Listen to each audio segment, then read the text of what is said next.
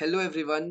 सो आज first day of CUET conclude हो चुका है and now will be knowing it from the students जिन्होंने आज सीयूईटी एग्जाम दिया कि उनका एग्जाम कैसा था, किस टाइप के क्वेश्चंस आए थे, क्या पैटर्न रहा था, ताकि तुम लोग आगे जाके और बेटर प्रिपेयर कर सको अपनी सीयूईटी एग्जाम के लिए एंड इनके एक्सपीरियंसेस से सीख सको। So here we have 6 students. We have Rajneesh, Anjali, Parth, Anurag, Dipanshu, and Abhinav, and they have taken up this noble deed to actually step up and share their experiences with us कि आज उनका paper कैसा रहा था shift and everything. सो सबसे पहले I'd request all of these students to individually tell their shift and the subjects that they had given. So I'd like to start with Dipanshu. Dipanshu, आप please अपना subject और shift बता सकते हो? Hello भैया। मेरा सब्जेक्ट था English और जनरल टेस्ट और मेरा शिफ्ट था second shift. Okay perfect. So Parth, आप बता सकते हो नेक्स्ट? हेलो भैया, मेरा शिफ्ट था second and my subject is also English and general test. Okay perfect. Anjali, आप बता सकते हो आपके शिफ्ट एंड सब्जेक्ट्स क्या थे? हेलो भैया मेरा शिफ्ट 1 था, उसमें इंग्लिश और जीटी था। Okay perfect. What about you Abhinav? भैया मेरा भी इंग्लिश और जनरल टेस्ट था और शिफ्ट सेकंड था। Okay perfect. अनुराग? मेरा भैया सेकंड शिफ्ट में जीटी और इंग्लिश था। ठीक है। What about you Rajneesh? Slot 1 shift 1 English और जीटी। ठीक है। चलो, now that we know their subjects, English and GT आज मतलब प्रिडोमिनेटली ये दो सब्जेक्ट्स है जो कि आज स्टूडेंट्स के ज्यादा हुए हैं। So let's hear it from them individually. So सबसे पहले दीपांशु, क्या आप हम लोग को अपने एक्सपीरियंस बता सकते हो? Feel free to be as detailed as possible. अपने जो क्वेश्चंस वगैरह आए थे, जो भी आपको पता है अच्छे से बताओ, आराम से। ओके भैया, सो बी स्पेसिफिकली विद इंग्लिश। तो मेरा इंग्लिश में जैसा कि सेकंड शिफ्ट था तो मैंने स्टार्ट किया बनाना लास्ट क्वेश्चन से, 58th क्वेश्चन से। तो जैसा कि मैं प्रैक्टिस करता आ रहा था, जो कॉमन सभी सीयूईटी एस्पिरेंट प्रैक्टिस कर रहा है, जो कि idiom and phrases, one word substitution, antonyms, parajumbles वगैरह। लेकिन जैसा कि मैंने पहला क्वेश्चन देखा तो वो सबसे पहला क्वेश्चन ही था कि मतलब सेंटेंस रीअरेंजमेंट का था, तो वो तो बन गया। लेकिन जो जैसे जैसे मैं ऊपर से जाते गया 49, 48, तो क्वेश्चंस और ट्रिकी होते गए। जैसे कि जो नए नए क्वेश्चन दिखने को मिले मेरे को, जैसे कि एडजेक्टिव आइडेंटिफाई करना, मोडाल्स आइडेंटिफाई करना, उसके बाद सेंटेंस को रेक्टिफाई करना, ओमिशंस वाले ज्यादा क्वेश्चन देखने को मिले। उसके बाद मेरे को जैसे और मिड में 35, 38 क्वेश्चन में मुझे देखने को मिला कि फॉरेन लैंग्वेजेस थे जिनको हमें इंग्लिश में उनका मतलब बताना है कि क्या होगा, तो वो थोड़े ज्यादा ट्रिकी हो गए थे। उसके बाद फिर जो हमारा रीडिंग कॉम्प्रिहेंशन वाला सेक्शन था वो बहुत इजी था, मैं बोलूंगा काफी इजी था। और उसमें बेसिकली हमारा एक फैक्चुअल आया था और फिर उसके बाद एक पोएम था और एक और पैसेज था। तो वो बहुत इजी थे, जो कि 17, 18 क्वेश्चन तक थे। काफी कम भी क्वेश्चन थे उनसे, जो कि नॉर्मल मॉक्स में 25 क्वेश्चन तक रहते हैं वो। ठीक है। तो पोएम थोड़ा इंटरेस्टिंग लग रहा है। पोएम किस टाइप का था? ये थोड़ा शॉक नहीं किया कि पोएम के साथ? हाँ वही बहुत शॉकिंग लगा कि पोएम है। और वो पोएम मैं कहूंगा 5th 6th में जो हम पढ़ते थे सीबीएसई के पेपर्स में या किसी भी स्कूल में, जस्ट लाइक वैसे ही थे, बहुत इजी थे। कि जैसा कि उसमें उस लिटरली पोएम में एक था कि what is the another name for evening star. Okay, समझ गया। हाँ, ऑप्शंस में भी थे वीनस, मार्स, अर्थ, सैटर्न, ऐसा कर। ओके, समझ गया। हाँ, तो काफी शॉकिंग था वो। हाँ, मैं समझ पा रहा हूँ। पैटर्न भले ही चेंज करा, that was a surprise, but जो इनहेरेंट जो क्वेश्चंस थे उसके अंदर वो इजी थे, राइट? हाँ। सो मेन चीज, सबसे बड़ी जो लर्निंग है स्टूडेंट्स, आप लोग इससे एक चीज ले सकते हो कि पैनिक नहीं होना है when you give the paper. जैसे आप देखो, दीपांशु का तो फर्स्ट पेपर था अभी सीयूईटी का, राइट? सो सबसे पहले जो सीयूईटी कंडक्ट हो रहा है, first day first show, Deepanshu देने गया पेपर एंड उसको देखने को मिलता है कि पैटर्न पूरा चेंज हो चुका है। But you do not have to be scared from that. अगर तुम एक्चुअली टाइम देकर क्वेश्चंस को देखोगे without getting panic, you will notice कि वो क्वेश्चंस उतना डिफिकल्ट नहीं है टू डील विद। सो उसको इंडिविजुअल बेसिस पे देखो, पैटर्न चेंज हुआ या इतना वरी मत करो उस रिगार्ड में, राइट दीपांशु? हाँ, और क्वेश्चन ऐसे हैं कि जो हम लाइक 5th to 6th से करते आ रहे हैं, उसको रेगुलरली हर साल कर रहे हैं। इंग्लिश वैसी थी, और जो बहुत ही फंडामेंटल जो हम इंग्लिश में एक्टिव पैसिव वर्ब पढ़ते हैं, उसके कुछ ज्यादा 4-5 क्वेश्चन निकल के आए थे। तो उसमें हम अगर स्टिक रह के जो हमने पहले पढ़ा है उसको बस अप्लाई करेंगे जैसे का तैसा, तो हमसे बन जाएगा। वहीं पे ना मैक्सिमम कैंडिडेट्स जो मैंने आजू बाजू देखा पैनिक हो गए थे कि ऐसा ये कहाँ से आ गया, मतलब ये था ही नहीं, सिलेबस के बाहर है, ऐसा लग रहा था उनको। बट अच्छा मेरा मानना ये है कि ये हम बचपन से करते आ रहे हैं, तो इसमें ज्यादा पैनिक होने की जरूरत नहीं है। और बाकी बात रही फिगर ऑफ स्पीच और इडियम एंड फ्रेजेस की, तो उसके मेरे शिफ्ट में तो लगभग एक क्वेश्चन था सिर्फ फिगर ऑफ स्पीच का, जो कि पोएम के अंदर ही था, जो एलिट्रेशन था। बाकी तो और कुछ नहीं था मेरे हिसाब से, ओके नहीं ठीक था है ठीक है। एज आपने पर आई जनरल टेस्ट भी रिकमेंड। दिया था क्या आज? हाँ, मैंने जनरल टेस्ट दिया था। क्या था उसमें? जैसे कि मैंने प्रिपेयर तो नहीं किया था जनरल टेस्ट के कोई लिए, नहीं कोई नहीं। बट क्वांट्स के सेक्शन से मैथ्स था, काफी अच्छा था और काफी ज्यादा भी क्वेश्चन थे, जिसमें मैंने मैक्सिमम क्वांट्स के ही छोड़े, जो ओके 10 छोड़ने थे हमें। उसके बाद हमारा जो जीके था बहुत बेसिक और बहुत बहुत 10th लेवल का हमारा साइंस और हिस्ट्री, मेन हिस्ट्री मैं बोलना चाहूंगा, उसमें पूछा गया था। मैथ द कॉलम में भी हिस्ट्री आया था। उसके बाद फिर अनदर नेम जैसे हरभजन सिंह का टर्बनेटर, और फिर माइकल फेल्प्स का, जैसे उनका जो निकनेम है स्पोर्ट्स में, तो वो सब के क्वेश्चन थोड़े ज्यादा थे, और हिस्ट्री के थे और साइंस के थे, जो वॉशिंग सोडा का फॉर्मूला भी पूछा था उसमें। ओके एक तो तुम्हारा एक्चुअली जनरल नॉलेज टेस्ट करा है, जो कि तुमने अब तक हाँ, बचपन तक पढ़ा है, बेसिक, वो तुमने हाँ, पढ़ा है नहीं वो था, वाला। वही समझ गया। और उसके बाद हमारा लॉजिकल रीजनिंग वाला पार्ट मैं कहूंगा काफी ज्यादा मॉडरेट, और मतलब जिनको थोड़ा बहुत अगर उसने मतलब देखा है कि उसका कॉन्सेप्ट क्या है, वो कहाँ अप्लाई करना है, तो उनसे एक बार में बनने वाला क्वेश्चन था लॉजिकल। तो ओवरऑल मैं कहूंगा general test was easy, but it was not my cup of tea because of quants. कोई बात नहीं ठीक है। उतना क्वांट्स का ऐसे लेवल कितना था, मतलब बहुत ज्यादा हाई था? नहीं, ज्यादा नहीं, 10th तक, सब 10th तक में था। ठीक है बस दैट रिक्वायर्स प्रैक्टिस, यही कहना चाहोगे राइट? हाँ, प्रैक्टिस मतलब जो करते आ रहे हैं ना, उनके लिए general test was very easy, but मैंने नहीं किया था, तो टू बी ऑनेस्ट मेरा जनरल टेस्ट का क्वांट अच्छा नहीं गया बस। कोई बात नहीं, एक्चुअली इट मेक सेंस। जिन लोग अभी पहले दिए है ना आज, जैसे अगर कोई ऐसा आज वीडियो को देख रहा है जिन्होंने आज पेपर दिया and उनका उतना अच्छा नहीं गया जनरल टेस्ट या समथिंग लाइक दैट, तो बेयर दिस इन माइंड कि आज सबका सिमिलर सिचुएशन हुआ होगा, because this was the first paper right. तो ऐसा कुछ सिचुएशन नहीं हो सकता कि सब बहुत ज्यादा वेल प्रिपेयर्ड थे, this was the very first paper. So obviously granted है कि उतना ज्यादा हाई स्कोर नहीं हो सकता, बट मेन चीज क्या मैटर करता है सीवीटी में? परसेंटाइल, कि तुम्हारा रैंक क्या है इन योर पर्टिकुलर शिफ्ट, तो वो बहुत अच्छा हो सकता है। तो अभी नेगेटिव वैसे डिमोरलाइज होने की कोई टेंशन नहीं है, अच्छा ही होगा right, it will all work out in. Perfect, thank you so much Deepanshu for your thoughts. चलो अब आगे बढ़ते हैं। सो अनुराग आप नेक्स्ट आ जाइए, बताइए अपने थॉट्स। तो मेरे पेपर मैं अगर बताऊं तो इंग्लिश का मेरा बहुत अच्छा रहा, क्योंकि मैं उसके लिए वेल प्रिपेयर्ड था। जबकि जीटी मेरा ओके ओके रहा, क्योंकि जैसे कि दिवांशु ने कहा सेम, मैंने भी जीटी अच्छे से प्रिपेयर नहीं किया था। बाकी पेपर मॉडरेट था भैया। ओके कुछ टाइप के क्वेश्चंस याद है, मतलब किस टाइप के क्वेश्चंस थे, एनीथिंग ऐसे कुछ एग्जांपल? लगभग मुझे सेम ही पेपर आया था भैया, जैसा दीपांशु ने बताया है कि मतलब बेसिक साइंस थी, जो कि मतलब कि केमिकल रिएक्शन के बारे में पूछा हुआ था, और मतलब यही प्लेयर्स के निकनेम भी पूछे गए थे, और कुछ मैथ्स के भी क्वेश्चन थे, जो कि बेसिक मैथ्स होती है। ठीक है। मैथ्स का किस टाइप का टॉपिक्स था? ज्योमेट्री ज्यादा था या फिर अलजेब्रा वगैरह टाइप का ज्यादा क्वेश्चन? एपी से रिलेटेड ज्यादा था भैया। अच्छा 10th में जो तुम लोगों ने सीक्वेंस सीरीज वगैरह पढ़ा ओके मेक सेंस। बाकी ऐसे और कुछ बोलना चाहोगे now that you have given the paper? सबसे ज्यादा इंपॉर्टेंट को क्या लगता है? जो एग्जाम हॉल में गए थे पैनिक वगैरह हो रहा था कि मतलब ये सिस्टम से नेविगेट करने में दिक्कत है, एनीथिंग लाइक दैट? नहीं भैया, मतलब कि इजीली समझाया गया था सब कुछ, और पैनिक वगैरह कुछ ऐसा हुआ नहीं।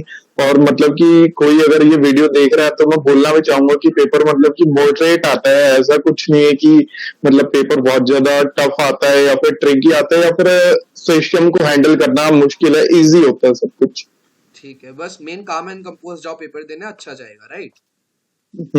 Okay thank you so much Anurag. चलो अब पार्थ से पूछते हैं। चलो Parth, would you like to share your thoughts?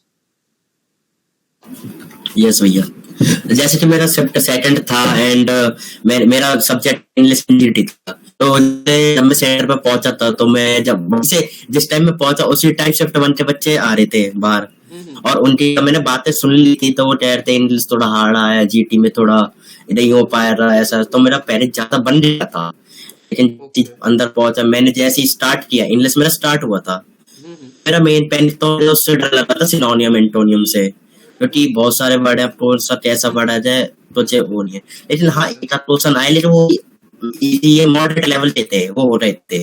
और जैसे कि आरसी भी बहुत इजी थी, बहुत आराम से मेरे मुश्किल से 18th क्वेश्चन थे और मुश्किल से मुश्किल भी 18 से 20 मिनट में हो रहे थे वो क्वेश्चंस। और इसमें ज्यादा रीअरेंजमेंट हो रहे, एडजेक्टिव हो रहे, जो हमने 8th 9th में पढ़ा उसी के रिलेटेड आए थे हमारे। तो मतलब मैं ये कहता हूँ इंग्लिश का पेपर हमारा इजी और मॉडरेट दोनों था।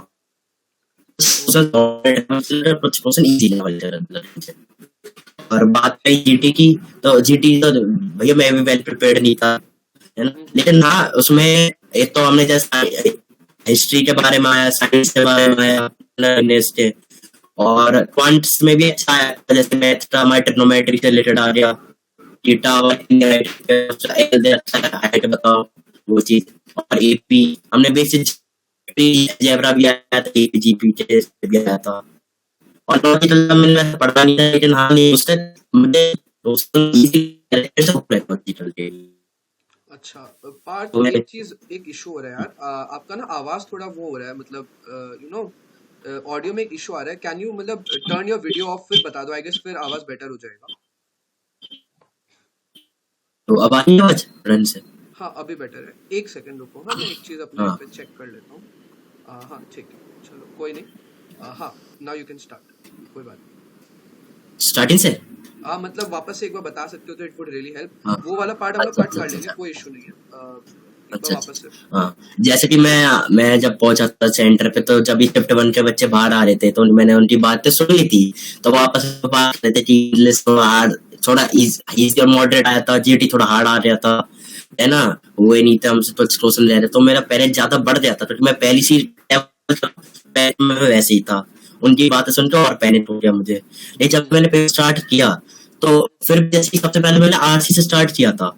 आरसी मुझे एकदम इजी लेवल लगा, उसमें जैसे पोयम आई थी, लिटरल नैरेटिव आया था, टोटल 18 क्वेश्चन आए थे। तो मैं मुश्किल से मुश्किल भी 20 मिनट में हो रहे थे आरसी। ओके फर्स्ट 20 में मैंने कर दिया। और बाकी ज्यादातर क्वेश्चन रीअरेंजमेंट के हो रहे, इडियम्स फ्रेज का मैच द फॉलोइंग आया था, और 8 फिगर ऑफ स्पीच से आ गया था। बाकी एडजेक्टिव और नाउन वो जो हमने 8th 9th में इंग्लिश पढ़ी है, बेसिक ग्रामर थी, वोकैबुलरी की वो चीज। तो इस तरह मुझे लेवल जो लगा इजी और मॉडरेट दोनों, कुछ क्वेश्चन मॉडरेट के लगे और कुछ इजी लगे मुझे। ओके बट और बात रही एक चीज, बस ऐसा था ना कि मॉडरेट वालों को स्किप कर सकते हो बिकॉज़ इजी वाले ज्यादा थे, राइट? ऐसा कुछ कर। हाँ इजी वाला ज्यादा, तो मॉडरेट हम स्किप कर सकते हैं। लेकिन हाँ अगर ट्राई भी करें तो इतने भी वो हार्ड नहीं जाएंगे, वो हो जाएंगे सॉल्व। लेकिन उसमें थोड़ा सा वो लेना पड़ेगा, क्योंकि कुछ क्वेश्चन ऐसे भी आए थे फॉरेन वर्ड दे दिए, उनका मीनिंग बता रहे इंग्लिश में। ओके तो वो थोड़ा ऐसे ट्रिकी क्वेश्चन था। हाँ ये वाला चीज मैं रिकमेंड करूंगा स्टूडेंट्स को। एक बुक है वर्ड पावर मेड इजी, उसके पीछे में ना लास्ट में ऐसे रहते हैं ये फॉरेन वर्ड का जो ट्रांसलेशन होता है ना, यू कैन फाइंड दैट। कोई पर्टिकुलर एडिशन देखना, if you want you can check that out, उसमें रहता है। बिकॉज मैंने भी जब मैं अपना प्रिपरेशन करा था to become a national topper, तो मैंने भी उस टाइम पे you know word power made easy refer करा था and this was there. So मैंने भी अपना यू नो एक वर्स्ट केस सिनेरियो लेवल का प्रिपरेशन करा था, तो yeah I did come across that. So yeah that would something I recommend, ठीक है? वो देख सकते हो। Yes Parth please continue. मेरे उसमें भी 3-4 आए थे, तो मैंने वो स्किप कर दिया, क्योंकि मुझे पता नहीं था। फिर मेरे मार्जिन ने 70 भी था, इसलिए मैंने स्किप ही कर दिया। हाँ हाँ मेक सेंस। तो मेरा स्कोर था अच्छा। ओके ओके अब फिर इंग्लिश तो मेरा हो गया था एकदम डन, बिल्कुल। फिर आज जीटी में जनरल अवेयरनेस पे, जैसे हिस्ट्री के बारे में, साइंस से कुछ फॉर्म पूछ लिए 10th क्लास के जो हमने पढ़े हैं। और तो जैसे फुटबॉल उनके नाम पूछ लिए, निकनेम उनके, गेम्स में क्या निकनेम थे प्लेयर्स के, वो सब। और बाकी क्वांट में हमारा वो आया था, जैसे ज्योमेट्री आ गया, और हमारा ट्रिग्नोमेट्री से आ गया, हाइट एंड डिस्टेंस वाला, कुछ अलजेब्रा आ गया, ईपी आ गया उनसे। वो भी थोड़े इजी सी लेवल थे, तो इजी दोनों चाहूंगा मैं तो। हाँ ये बहुत हेल्पफुल है पार्थ। एक बार और बाकी टॉपिक बता दो ना, किस टाइप के टॉपिक्स में आ रहे थे quants, that would be really helpful for students. अच्छे से बता दो ना।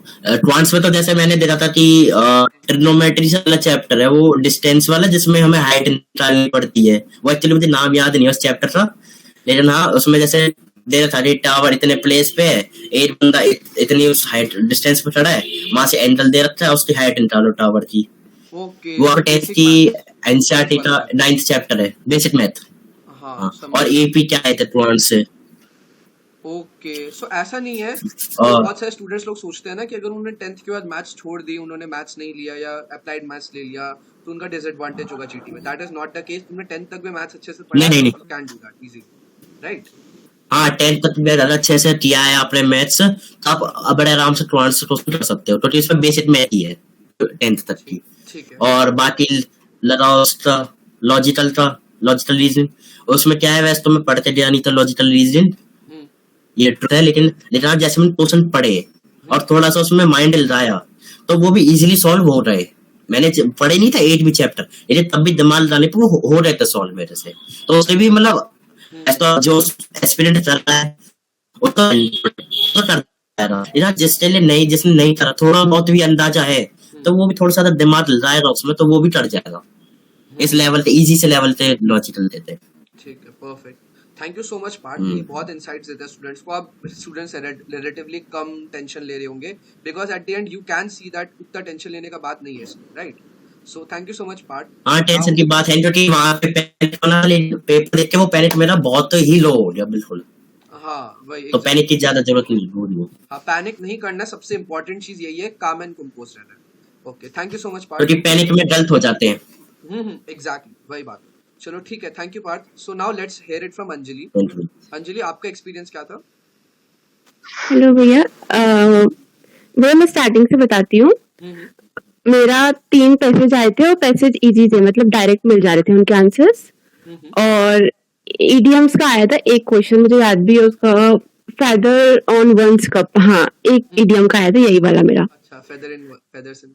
हाँ हाँ, एक स्पेलिंग का क्वेश्चन आया था और कुछ कुछ क्वेश्चन ऐसे आए थे कि पैसिव में कन्वर्ट करना, एक्टिव पैसिव के, वो आए थे। और हाई स्कूल में पढ़ रखे होते हैं ना, मतलब बहुत बेसिक होता है। हाँ भैया, ओके ओके। और मतलब बेसिक लेवल के थे, जिसको थोड़ा बेसिक पता है ग्रामर का वो कर लेगा वो बच्चा। ओके। और डायरेक्ट इनडायरेक्ट के भी कुछ आए थे क्वेश्चन, मतलब ज्यादा नहीं थे, 1-2 कन्वर्ट करने के। अब आर्टिकल से रिलेटेड भी क्वेश्चन आए थे, ए एंड द वाला एक ही था, मतलब पूरा एमसीक्यू फॉर्मेट में था वो। ओके। और पोएटिक डिवाइस नहीं आए थे मेरे में, जहां तक मुझे याद है नहीं आए थे पोएटिक डिवाइसेस वगैरह।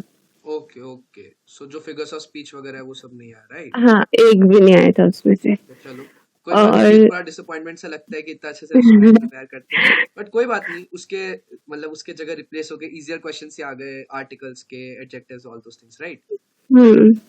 ठीक है। और भैया उसके क्वेश्चन भी आए थे जो सब सेक्शन 2 में आए थे ना, फॉरेन वर्ड्स वाले थे जो, वो आए थे मेरे में भी। ओके। 2 आए थे, 2। एक तो लिटरेचर की बुक का ही आया था, वो लॉन्ग लिव फ्रांस था जो हमारे फ्रांस वाले चैप्टर में। हाँ, वो स्टार्ट लास्ट में जो लिखा था, हाँ वो आया था एक, और एक अलग ही आया था, वो पता नहीं था मेरे को। Okay okay. और वो क्या मुझे ज्यादा नहीं लगी, ठीक थी, मतलब जिसमें बेसिक इसको आती है वो कर लेगा वो बच्चा।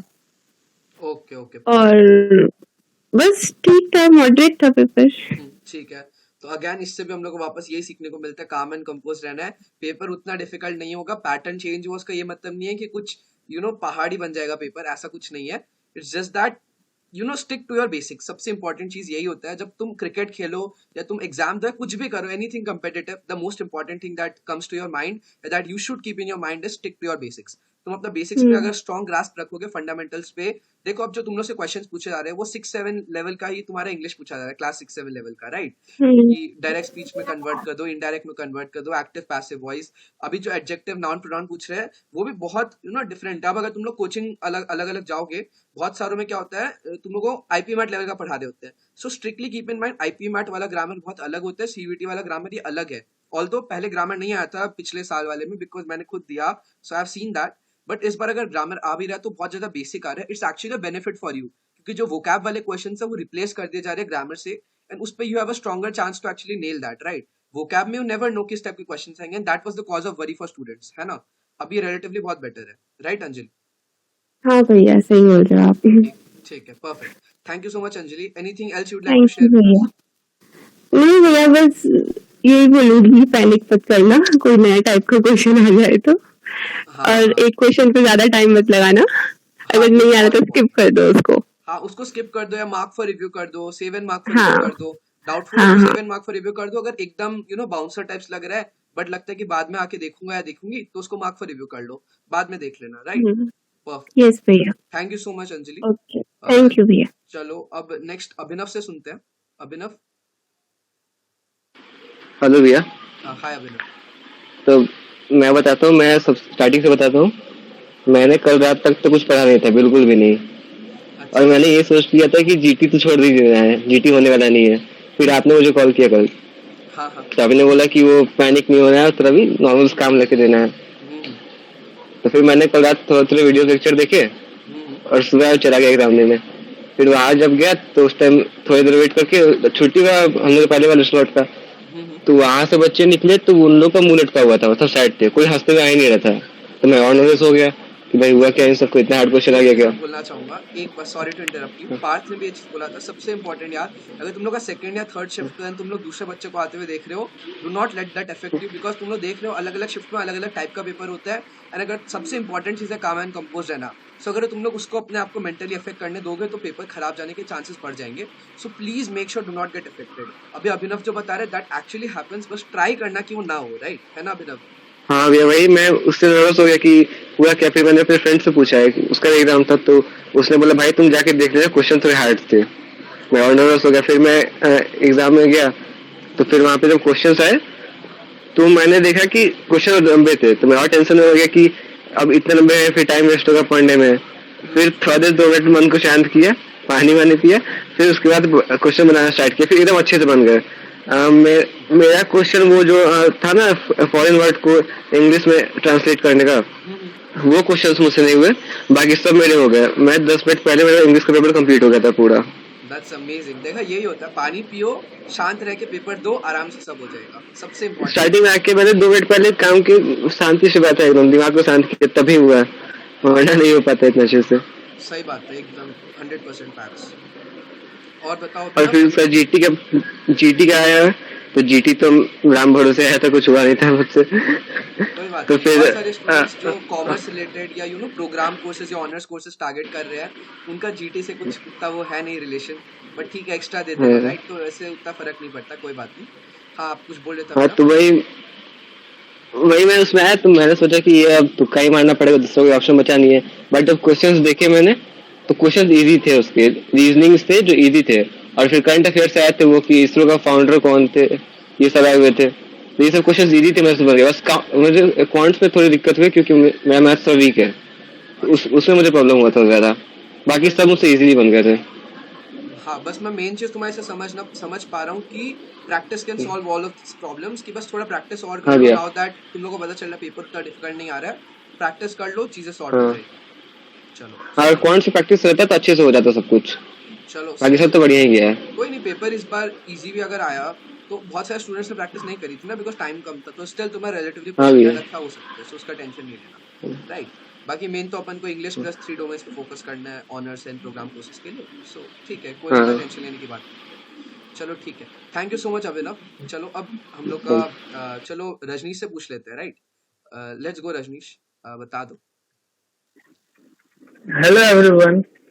अरे वाह, आई रियली लाइक दैट पूरा Oh. Energy. How is the जोश? Hi sir. Hi sir. Hi. Very hi.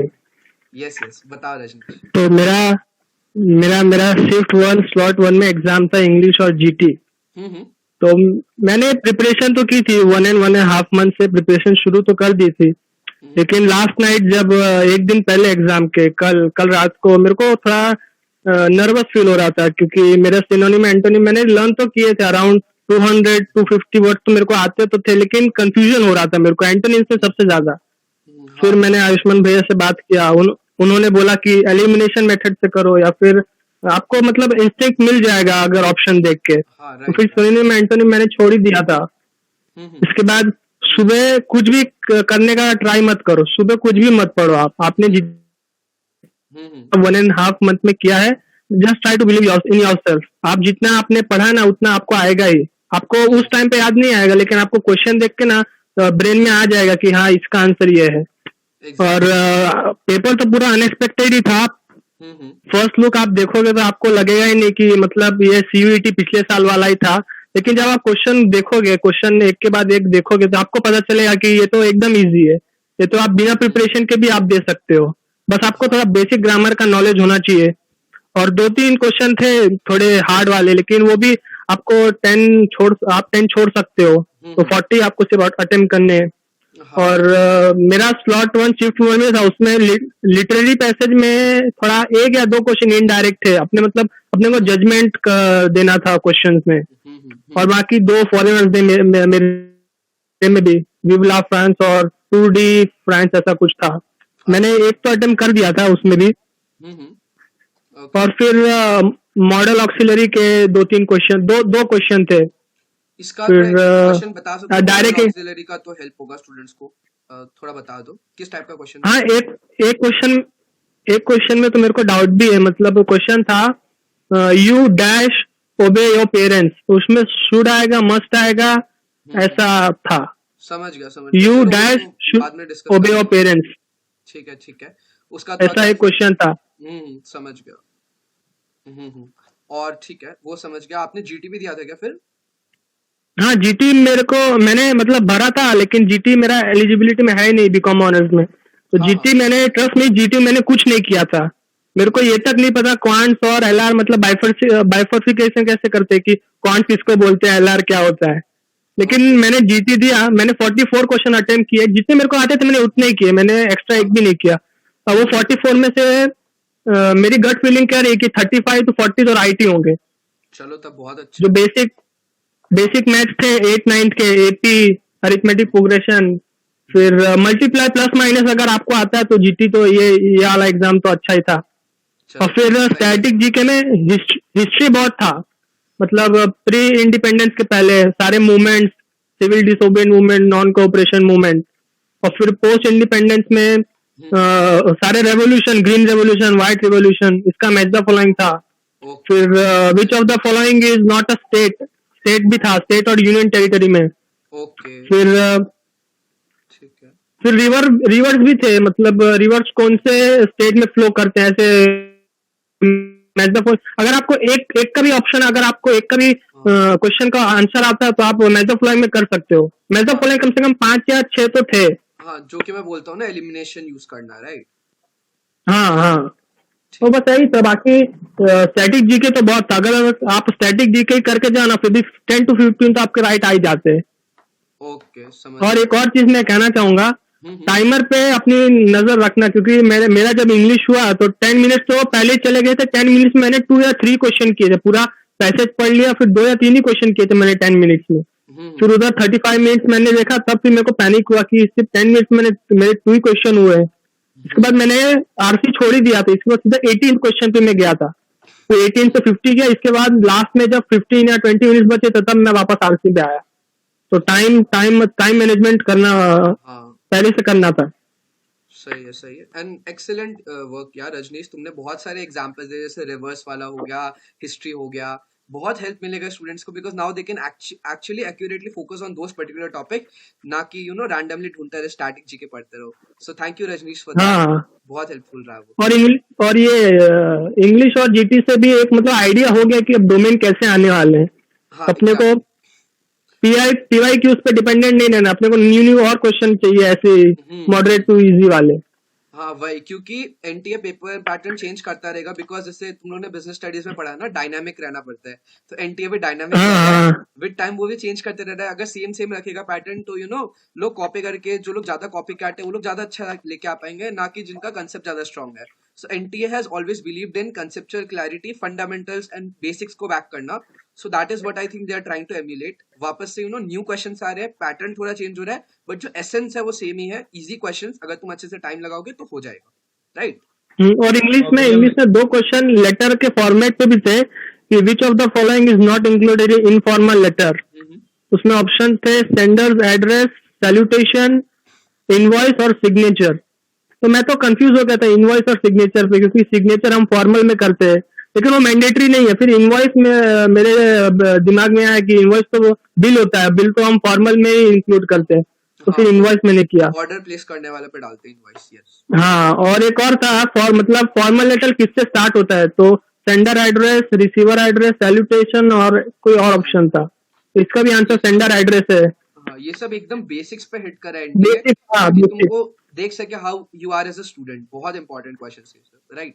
So great work on that. सही है रजनीश. चलो, थैंक यू सो मच यार. This was really really helpful. Thank you Rajneesh for your inputs. Thank you. Okay, Deepanshu, you are saying something, I guess तुमने unmute करा था.